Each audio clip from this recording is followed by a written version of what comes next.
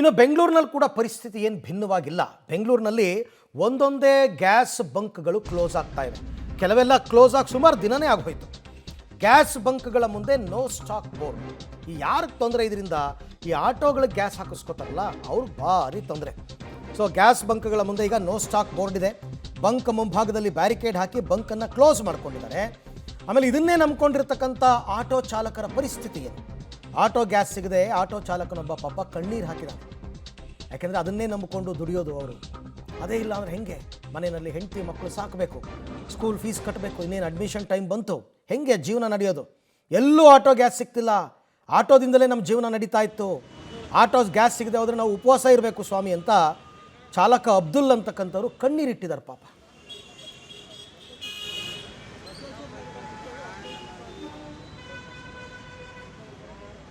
Gas ಸಿಗ್ತಾಯಿಲ್ಲ, ಏನಿಲ್ಲ. ಏನು ಮಾಡೋಣ ಸರ್, ನಾವು ಹೊಟ್ಟೆಪಾಡು. ಏನು ಮಾಡ್ತಿದ್ದೀರಿ ಈಗ ಗ್ಯಾಸ್ ಸಿಗದೆ ನೀವು? ಸುಮ್ಮನೆ ನಿಂತ್ಕೊಂಡಿದ್ದೀವಿ, ಕೇಳ್ತಾ ಇದ್ದೀವಿ ನೋಡಿ. ಹೀಗೆ ಬರಲ್ಲ, 4 ಗಾಡಿ ಬರಬೇಕು ಅಂತಾರೆ.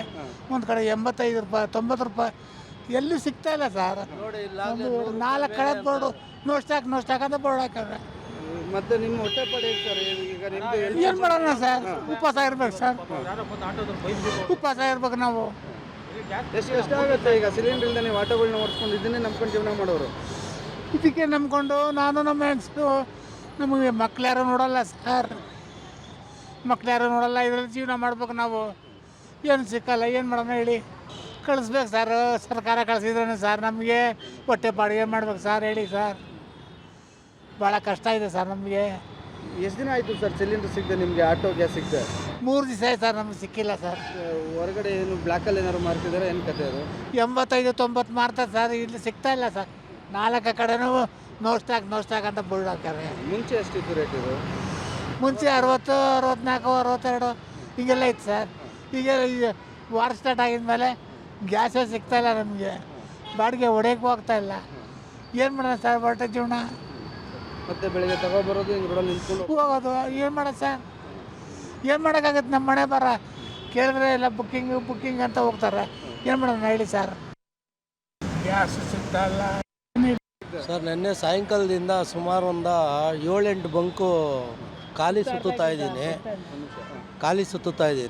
ಎಲ್ಲೂ ಗ್ಯಾಸ್ ಇಲ್ಲ ಅಂದ್ಬಿಟ್ಟು ಎಲ್ಲ ಲಾಕ್ ಮಾಡಿಬಿಟ್ಟಿದ್ದಾರೆ, ಎಲ್ಲ ಬಂದ್ ಮಾಡಿಬಿಟ್ಟಿದ್ದಾರೆ. ಎಲ್ಲೂ ಸಿಗ್ತಾಯಿಲ್ಲ. ಕೆಲವರೆಲ್ಲ 85-95 ಅಂತ ಹೇಳ್ತಾ ಇದ್ದಾರೆ. ಕೆಲವರೆಲ್ಲ 100 ಚಿಲ್ಲರೆ ಆಗುತ್ತೆ ಇನ್ಮೇಲೆ ಅಂತಾರೆ. ಇನ್ನು ಮುಂದೆ ಜೀವನ ಹೆಂಗೆ ಮಾಡಬೇಕೋ ಗೊತ್ತಾಗ್ತಾ ಇಲ್ಲ. ಸರ್ಕಾರ ಏನು ಮಾಡ್ತಿದೆ ಅಂತ ದೇವರಾಣೆಗೂ ಗೊತ್ತಿಲ್ಲ ಸರ್. ಸರ್ಕಾರ ನಿಜವಾಗ್ಲೂ ಬಡವ್ರಿಗಂತೂ ತುಂಬ ಅನ್ಯಾಯ ಮಾಡ್ತಾಯಿದೆ. ಇಂಥ ಸರ್ಕಾರ ಎಲ್ಲೂ ಸಿಗ್ತಾಯಿಲ್ಲ. ಹೋಟೆಲ್ಗಳು ಸುಮಾರು ಮುಚ್ಚಿಬಿಟ್ಟಿದ್ದಾರೆ. ನಮಗೂ ಮಧ್ಯಾಹ್ನದ ಹೊತ್ತು ಊಟನೂ ಸಿಗ್ತಾಯಿಲ್ಲ. ನಾವು ಮನೆ ಬಿಟ್ಟು ಯಾವ ಮೂಲೆಯಲ್ಲಿ ಇರ್ತೀವೋ ಏನೋ ಗೊತ್ತಿಲ್ಲ, ಮಧ್ಯಾಹ್ನದ ಹೊತ್ತು ಊಟನೂ ಸಿಗ್ತಾಯಿಲ್ಲ. ಮಾಮೂಲಿ ಊಟ ಹಾಕ್ತಾರಲ್ಲ, ಫುಟ್ಪಾತ್ ಮೇಲೆ ನಾವು ಹಾಕ್ತಾರೆ ಊಟಗಳು, ಅವ್ರ ಹತ್ರ ಹೋಗಿ ನಾವು ತಿನ್ನೋದು. ಅವರೇ ಸಿಲಿಂಡ್ರ್ ಇಲ್ಲ ಅಂದಮೇಲೆ ಇನ್ನು ದೊಡ್ಡ ಹೋಟ್ಲುಗಳ ಕತೆ ಏನು? ಈ ಥರ ಎಲ್ಲಿ ನೋಡಿದ್ರೂ ಗ್ಯಾಸ್ ಇಲ್ಲ. ಇರಾನ್ ಇಸ್ರೇಲ್ನ ನಡುವಿನ ಯುದ್ಧ ನಿಲ್ಲೋ ಲಕ್ಷಣಗಳು ಕಾಣ್ತಿಲ್ಲ. ಬೆಂಗಳೂರಲ್ಲಿ LPG ಅಭಾವ ಇನ್ನೂ ಜಾಸ್ತಿ ಆಗ್ತಾ ಇದೆ. ಅದಕ್ಕೆ ಒಂದು ಉದಾಹರಣೆ ಅಂದರೆ ಆಟೋ ಗ್ಯಾಸ್ ಬಂಕ್ಗಳು ಕೂಡ ಈಗ ಬಾಗ್ಲಾಕುವಂತಹ ಪರಿಸ್ಥಿತಿಗೆ ಬಂದಿರುವಂಥದ್ದು. ನೀವೇನು ದೃಶ್ಯಗಳಲ್ಲಿ ನೋಡ್ತಿದ್ದೀರಾ, ಇದು ಗೋವರ್ಧನ್ ಬಳಿ ಇರುವಂತಹ ಟೋಟಲ್ ಎನರ್ಜೀಸ್ ಅಂತ ಆಟೋ ಗ್ಯಾಸ್ ಬಂಕ್. ಈ ಗ್ಯಾಸ್ ಬಂಕ್ಗೆ ಕಳೆದ 3-4 ದಿವಸಗಳಿಂದ LPG ಆಟೋ ಗ್ಯಾಸ್ ಸರಬರಾಜು ಆಗದ ಹಿನ್ನೆಲೆಯಲ್ಲಿ ಸ್ಟಾಕ್ ಇದ್ದಿದ್ದು ಖಾಲಿ ಆದ ಮೇಲೆ ನೋ ಸ್ಟಾಕ್ ಬೋರ್ಡ್ ಹಾಕಿ ಈಗ LPG ಗ್ಯಾಸ್ ಬಂಕಿಗೆ ಬ್ಯಾರಿಕೇಡ್ಗಳನ್ನ ಹಾಕಿ ಕ್ಲೋಸ್ ಮಾಡುವಂತಹ ಕೆಲಸಕ್ಕೆ ಇಲ್ಲಿನ ಸಿಬ್ಬಂದಿ ಮುಂದಾಗಿದ್ದಾರೆ. ಆಟೋ ಚಾಲಕರು ಬಂದು ಯಾಕೆ ಸಿಲಿಂಡರ್ ಗ್ಯಾಸ್ ಇಲ್ವಾ ಅಂತ ಕೇಳಿ ಆ ಗ್ಯಾಸ್ ಸಿಬ್ಬಂದಿಗಳನ್ನ, ಅಂದರೆ ಬಂಕ್ನ ಸಿಬ್ಬಂದಿಗಳನ್ನ ಬೈದು ಹೋಗುವಂತಹ ಕೆಲಸಗಳು ಕೂಡ ಆಗ್ತಿದೆ. ಈ ಬಂಕು ಆಲ್ಮೋಸ್ಟ್ 24 ಅವರ್ಸ್ ಓಪನ್ ಆಗುವಂತಹ ಬಂಕ್ ಕೂಡ ಆಗಿರುವಂಥದ್ದು. ಈ ದೃಶ್ಯಗಳಲ್ಲಿ ನೋಡ್ತಿದ್ದೀರಾ, ಆಟೋ LPG ಗ್ಯಾಸ್ ಬಂಕ್ ಒಳಭಾಗದ ದೃಶ್ಯಗಳಲ್ಲಿ ಯಾವ ರೀತಿ ಕಾಣಿಸ್ತಿದೆ ಅಂತ. ಅಂದರೆ ಬಂಕಿನ ಒಳಭಾಗದಲ್ಲಿ ಯಾವುದೇ ರೀತಿಯ ವಾಹನಗಳಿಗೆ ಅವಕಾಶ ಇಲ್ಲ. ಯಾಕಂದರೆ ಗ್ಯಾಸ್ ಇದ್ದರೆ ತಾನೇ ಅವ್ರು ಕೆಲಸ ಮಾಡೋದು. ಯಾರೂ ಒಬ್ಬ ಸಿಬ್ಬಂದಿನೂ ಕೂಡ ಇಲ್ಲ. ಗ್ಯಾಸ್ ಬಂದಾದ ಮೇಲೆ ನಾವು ಬಂಕ್ ಓಪನ್ ಮಾಡ್ತೀವಿ. ಸ್ಟಾಕ್ ಬಂದಿಲ್ಲ ಅನ್ನೋ ಕಾರಣಕ್ಕೆ ಇಲ್ಲಿ ಸಿಬ್ಬಂದಿಗಳಿದ್ರೆ ತಾನೇ ಬಂದು ಆಟೋ ಚಾಲಕರು ಬಂದು ಯಾಕೆ ಸಿಲಿಂಡ್ರ್ ನಮಗೆ ಗ್ಯಾಸ್ ಕೊಡೋಲ್ಲ ಅಂತ ಗಲಾಟೆ ಮಾಡ್ತಾರೆ ಅನ್ನೋ ಕಾರಣಕ್ಕೆ ಯಾವೊಬ್ಬ ಸಿಬ್ಬಂದಿನೂ ಸಹ ಈಚೆ ಓಡಾಡ್ತಿಲ್ಲ. ಗ್ಯಾಸ್ನ ಬಂಕ್ನ ಎಲ್ಲ ಭಾಗಕ್ಕೂ ಬ್ಯಾರಿಕೇಡ್ಗಳನ್ನ ಹಾಕಿ ಈಗ ಒಳಭಾಗದಲ್ಲಿ ಕೂತಿರುವಂಥದ್ದು. ಅಂದರೆ ಇದಕ್ಕೆ ಕಾರಣ ಆಗಿರುವಂಥದ್ದು ಸರಿಯಾದ ರೀತಿಯಲ್ಲಿ LPG ಗ್ಯಾಸ್ ಕಿಟ್ಗಳೇನಿದೆ, ಗ್ಯಾಸ್ ಸಿಲಿಂಡರ್ಗಳೇನಿದೆ ಅದು ಸರಬರಾಜು ಆಗ್ತಿಲ್ಲ.